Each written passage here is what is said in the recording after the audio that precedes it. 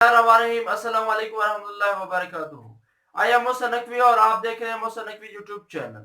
हम डिस्कस कर रहे थे डिफरेंशियल ज्योमेट्री के बारे में और लास्ट वीडियो में हमने डिस्कस किया था कि किस तरीके से हम आर्क लेंथ गिवन फंक्शन की फाइंड आउट कर सकते हैं। इस वीडियो में भी हम उसी एक्सरसाइज को कंटिन्यू कर रहे हैं और उस एक्सरसाइज का हमारा लास्ट क्वेश्चन है जिसमें हम डिस्कस कर रहे हैं कि किस तरीके से हम अगर एक फंक्शन गिवन हो या एक कर्व गिवन हो तो उसकी हम आर्क लेंथ फाइंड आउट करते हैं। तो सबसे पहले हम तो ये देखते हैं कि आर्क लेंथ फाइंड आउट करने का हमारे पास बेसिक फार्मूला क्या है। तो आर्क लेंथ फाइंड करने का बेसिक फार्मूला ये होता है कि arc length S is equal to integration from U not to U of dx और du प्लस dy और du एंड dz और du। यानी आपके पास जो पोजीशन वेक्टर होता है स्पेस के अंदर r vector equal to xi plus yj plus zk, उसमें से x y और z का आपने डेरिवेटिव लेना है। डेरिवेटिव लेकर उनके स्क्वायर लेकर उनको सम अप करना है। सम फाइंड करके उसका स्क्वायर रूट लेंगे तो आपके पास इंटीग्रेशन लेने के बाद उसकी टोटल आर्क लेंथ आ जाएगी। तो इस आर्क लेंथ से रिलेटेड हमारा लास्ट क्वेश्चन है एक्सरसाइज का। तो आइए देखते हैं ये क्वेश्चन हमने कैसे सॉल्व करना है। गिवन आपके पास जो फंक्शन है, फंक्शन ये है कि x is equal to a plus b into cos theta minus b cos a plus b into theta. ये आपके पास x की वैल्यू गिवन है, y की वैल्यू है y is equal to a plus b into sine theta minus b sine of a plus B over b into theta, और z हमारे पास क्या है 0। हमने आर्क लेंथ फाइंड करनी है from the point 0 to theta, यानी ये जो हमने u नॉट टू u लेना था वहां पे हमारी वैल्यू है 0 टू थीटा। उसके बाद अगर a 4 हो एंड b 2 हो, थीटा हमारे पास पाई आ जाए तो हमने इसकी भी वैल्यू इवेल्युएट करनी है किस तरीके से इसका आंसर आएगा। यानी ये हमारा पार्टिकुलर केस बन जाएगा जिसमें हमने पार्टिकुलर वैल्यू इसकी फाइंड आउट करनी है।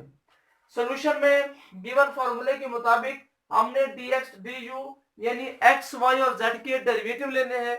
तो फर्स्ट है मैंने इसका डेरिवेटिव लिया, फर्स्ट x का डेरिवेटिव लिया, x का डेरिवेटिव क्या आएगा dx और d थीटा इक्वल टू, अब यहाँ पे a plus b as a constant use हो रहे हैं।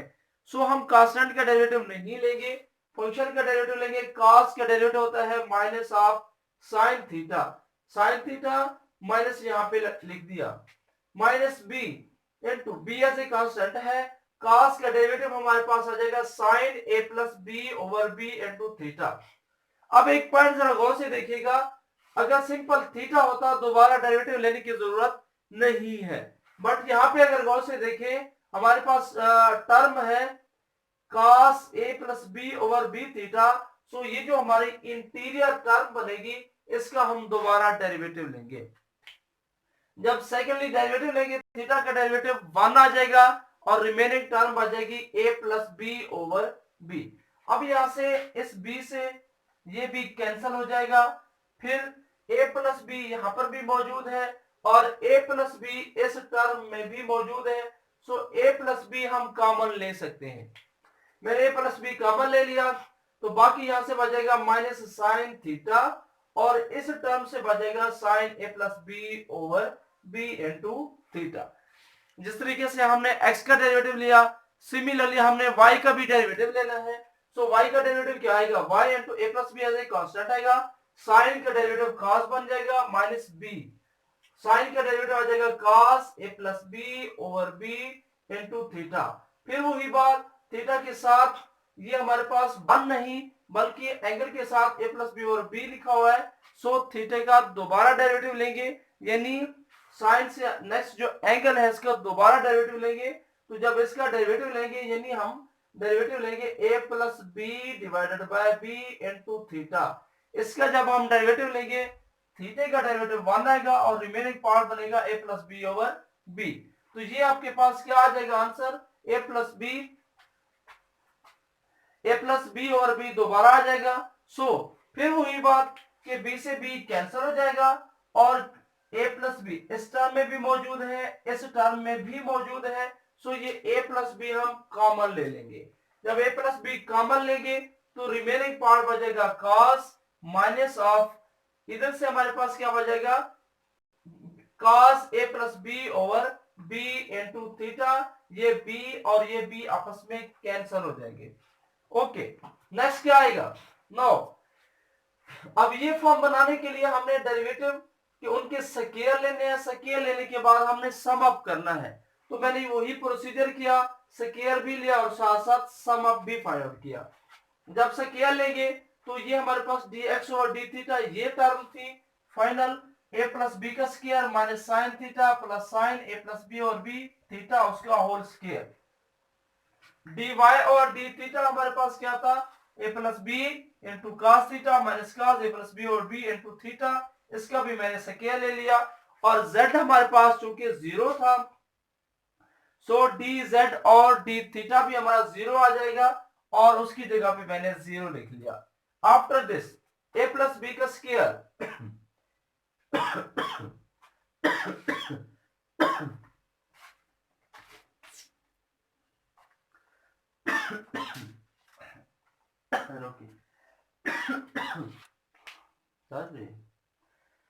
After this a plus B का होल स्क्वायर इसमें मौजूद है, a प्लस बी उसका स्क्वायर इसमें भी मौजूद है।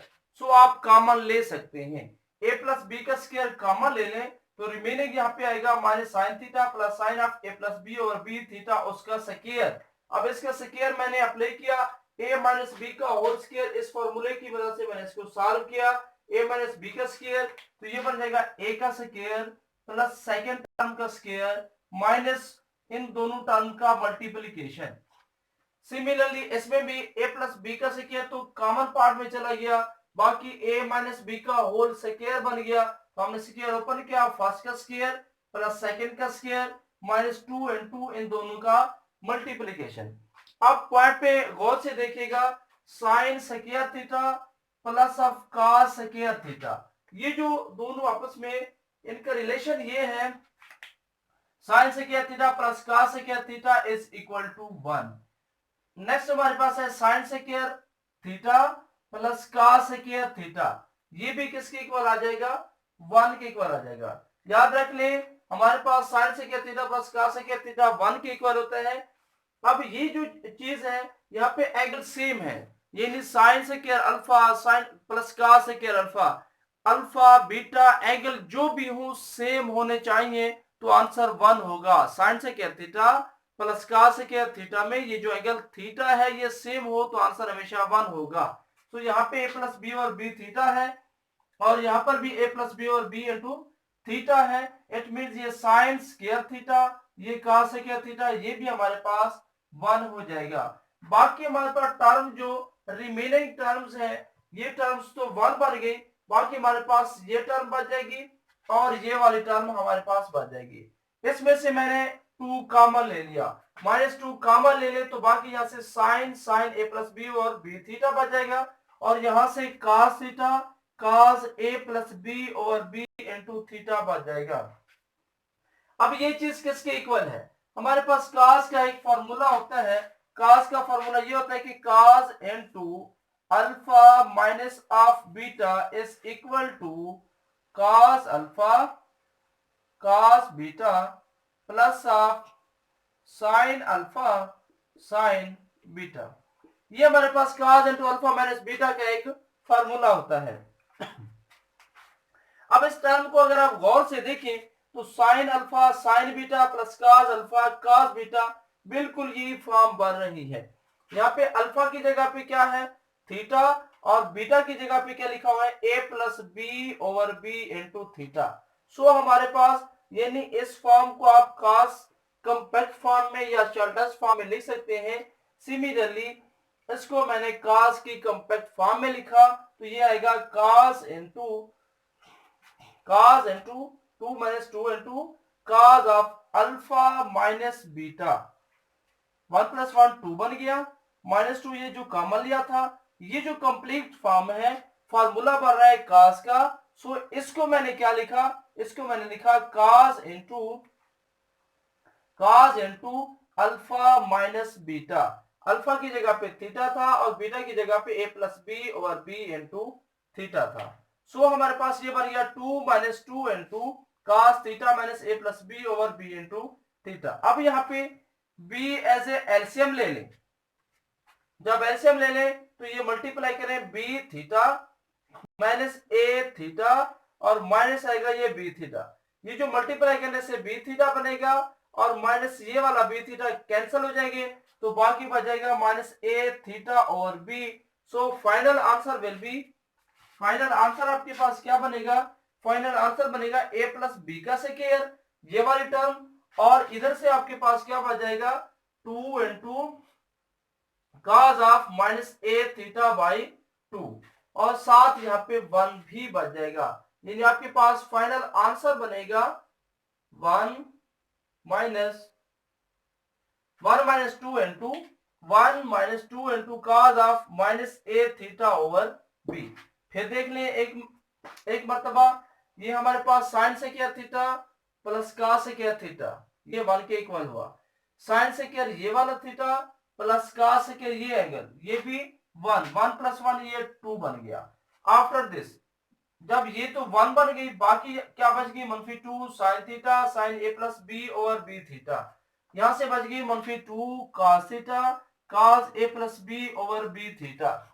इन दो टर्म में से मैंने -2 कॉमन ले लिया, बाकी बच गया sine theta sine A plus B over B theta plus cos theta cos A plus B over B theta. ये टर्म हमारे पास बच गई। अब ये जो चीज है ये हमारे पास cos की एक्सपेंडेड फॉर्म है, यानी cos अल्फा माइनस बीटा का ये फार्मूला है, तो मैंने इसको कॉम्पैक्ट फॉर्म में लिखा। Alpha cos alpha minus cos beta equal होता है cos alpha cos beta plus sine alpha sine beta. So इसको मैं कॉम्पैक्ट फॉर्म में ले सकता हूं 2 minus 2 into cos theta minus A plus B over B theta. LCM लेंगे तो बी थीटा से बी थीटा कैंसिल हो जाएगा, बाकी बच जाएगा 1 माइनस 2 इंटू cos ऑफ मनफी A theta over B. Okay, next हमने चूंकि आर्क लेंथ फाइंड करनी थी, आर्क लेंथ के लिए स्क्वायर रूट भी लेना पड़ेगा, लिमिट भी लेनी पड़ेगी।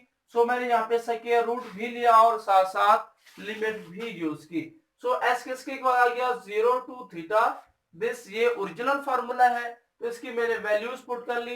ये टोटल हमारे पास इसका जो आंसर आया था इस टोटल टर्म का, वो मैंने आंसर यहाँ पे पुट किया, ए प्लस बी का square 2 into 1 minus cos into minus a theta और बी इंटू डी थीटा। यानी ये जो हमारे पास लास्ट वैल्यू आई थी a plus b square into 1 minus 2 into cos of minus a theta over b, ये लास्ट वैल्यू मैंने वहां पे पुट कर दी। तो क्या आएगा आपके पास आंसर, 2 हमारा कॉमन में चला गया था, तो क्या आएगा a plus b whole square 2 common ले लिया 1 minus cos into minus a theta over B into d theta which is equal to ये 2 जब स्क्वायर रूट से बाहर लिखेंगे तो 2 स्क्वायर रूट बन जाएगा, इसका स्क्वायर और स्क्वायर रूट कैंसिल हो जाएगा, बाकी बच जाएगा a plus b 0 to theta into. अब ये चीज कैसे आई, हमारे पास फॉर्मूला होता है 1 माइनस कॉस अल्फा उसका square root equal to 2 sine alpha by 2। अब स्क्वायर ले लें, स्क्वायर रूट कैंसिल हो जाएगा, 1 minus cos alpha equal to 2 sine square alpha by 2। अब इसको अगर गौर से देखें तो ये आपके पास है 1 माइनस कॉस अल्फा, अल्फा की जगह पे यहाँ पे फॉर्मूले में अल्फा यूज हो रहा है, वहां पे अल्फा की जगह पे लिखा है minus a theta over B, यानी 1 माइनस कॉस अल्फा किसके इक्वल है 2 साइन स्क्वायर अल्फा बाई 2, यानी जो अल्फा है उसको 2 पे डिवाइड करना होगा। अब अल्फा हमारे पास क्या है मनफी ए थीटा ओवर बी, इसको 2 पे डिवाइड करेंगे तो ये बन जाएगा अल्फा बाई 2 आपके पास आएगा minus a theta over 2b। फिर देख ले हमारे पास फॉर्मूला होता है 1 minus cos alpha equal to 2 sine square alpha by 2। इधर है 1 माइनस कॉस अल्फा की जगह पे है minus a theta over B, minus a theta over B. तो हमने क्या फाइंड करना है, ये किसकी जगह पे है अल्फा की जगह पे, 1 minus cos alpha 1 minus cos आगे ये वाला एंगल अल्फा, तो 1 माइनस कॉस अल्फा किसके इक्वल है 2 साइन स्क्वायर अल्फा बाई 2 के, यानी अगर आप कॉस को साइन में लिखेंगे तो अल्फा को 2 पे डिवाइड कर दें, तो अल्फा बाई 2 क्या बनेगा, अल्फा बाई 2 आपके पास आ जाएगा minus a theta over 2b, चूंकि वो अल्फा था। सो ये क्या आएगा, ये फॉर्म 2, ये 1 minus this equal to sine square alpha by 2, sine 1 मनफी cos alpha equal to 2 sine square alpha by 2, तो 1 minus cos alpha equal to 2 sine square alpha by 2, तो ये एंगल आ गया 2 अंडर रूट बाहर आ जाएगा, तो ये 2 2 ये 2 बन जाएगा टोटल, और ये साइन स्क्वायर कैंसिल हो जाएगा, बाकी बचेगा sine into minus a theta over 2b into d theta. अब साइन का इंटीग्रेशन क्या होता है?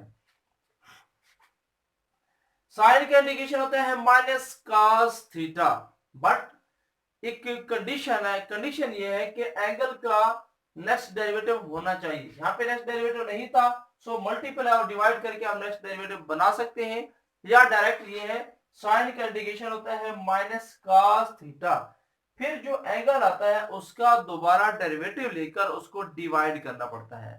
डेरिवेटिव वाले प्रोसीजर के अंदर जब आप डेरिवेटिव फाइंड कर रहे होते हैं, वहां पे डेरिवेटिव लेकर एंगल का दोबारा डेरिवेटिव लेकर मल्टीप्लाई करते हैं, और जब आप इंटीग्रेशन की बात कर रहे होते हैं उस वक्त डेरिवेटिव लेकर डिवाइड करते हैं। सो साइन का इंटीग्रेशन आ जाएगा माइनस cos, फिर एंगल हमारे पास ये जो एंगल है इसको दोबारा डेरिवेटिव लेकर इसको मैंने डिवाइड कर दिया, फिर सिंप्लीफाई किया 2 to 4b बन जाएगा। अब मैंने लिमिट अप्लाई की अपर माइनस लोअर, अपर और ये एंगल चूंकि सेम है तो आंसर वही रहेगा, अलबत्ता जब लोअर पुट करेंगे 0 है, cos 0 हमारा 1 हो जाएगा। सो फाइनल आंसर क्या आएगा? s is equal to 4b a plus b divided by a into 1 minus cos a theta by 2b, तो ये हमारे पास आर्क लेंथ का फार्मूला बन जाएगा, यानी s इसके इक्वल आ जाएगा। अब आ गया पार्टिकुलर केस, ये तो जनरल टर्म है, यानी इसमें s किस पे डिपेंड कर रहा है? a b और थीटा पे, ये 3 टर्म पे डिपेंड कर रहा है, a b और थीटा। a और b अगर आप वैल्यू लें तो भी ये चेंज हो सकता है, थीटा को अगर आप चेंज करते हैं तो भी आपके पास s चेंज हो सकता है। सो ये हमारे पास एक जनरल टर्म है। अगर हम चाहते हैं पार्टिकुलर टर्म, तो यहाँ पे a b और थीटा की वैल्यू हमें पुट करनी पड़ेगी, और गिवन हमें क्या है? गिवन ये है कि a अगर 4 ले ले, b 2 ले ले, थीटा पाई ले ले, तो बिल्कुल सिंपल सी बात है कि आप s is equal to 4 into b हमारे पास है 2, तो b की जगह पे 2 लिख ले। a हमारे पास है 4 और b हमारे पास है 2 into 1 minus cos of a, theta की जगह पे पाई लिखा है, तो a pi over b into 2, ये पाई बाई 2 सेपरेट कर ले, और cos पाई बाई 2 का जो भी मल्टीपल होगा वो 0 हो जाएगा। सॉरी, a की जगह पे आपने क्या लिखना है? s is equal to 8 into 4 plus 2 6 into 1 minus cos into a की वैल्यू है हमारे पास 4, तो ये आएगा 4 पाई डिवाइडेड बाय b की वैल्यू है 2 2 2 4, 4 से 4 कैंसल हो जाएगा, तो ये बनेगा 48 इंटू cos पाई माइनस 1 होता है, माइनस 1 और ये माइनस प्लस हो जाएगा, 1 प्लस 1 2 हो जाएगा, तो u आपके पास बनेगा 96, यानी s आपके पास आ जाएगा 96। तो ये हमारे पास आ जाएगा इसका फाइनल रिजल्ट। s की वैल्यू कितनी बन गई? 96 बन गई। तो सिमिलरली अगर आप इससे डिफरेंट कोई और वैल्यू भी ले लें तो आप इसका आंसर फाइंड आउट कर सकते हैं, क्योंकि ये हमारा जनरल फार्मूला है, इसमें आप जो मर्जी वैल्यू पुट करें, यानी हमने यहाँ पे जिस तरह ए और बी की जगह पे वैल्यूज पुट करके क्वेश्चन फाइंड आउट किया 96, इसी तरीके से आप कोई भी वैल्यू पुट करके इसका फाइनल आंसर फाइंड आउट कर सकते हैं। तो आज हमारी आर्क लेंथ और टेंजेंट से equation of a tangent line, ये फंक्शन आप equation of a tangent line के लिए भी यूज कर सकते हैं और टेंजेंट लाइन की इक्वेशन ड्रा कर सकते हैं। तो आज हमारी टेंजेंट लाइन और आर्क लेंथ से जो रिलेटेड एक्सरसाइज थी वो फाइनल हुई। एक क्वेश्चन रिमेनिंग है, बट वो आपकी असाइनमेंट में आपको दे दूंगा। अलबत्ता नेक्स्ट हम डिस्कस करेंगे इंशाल्लाह नॉर्मल को, कि नॉर्मल लाइन क्या होती है और नॉर्मल प्लेन किसे कहते हैं। तो ये हमारी नेक्स्ट वीडियो में पॉइंट ऑफ डिस्कशन होगा। At the end, Allah Hafiz.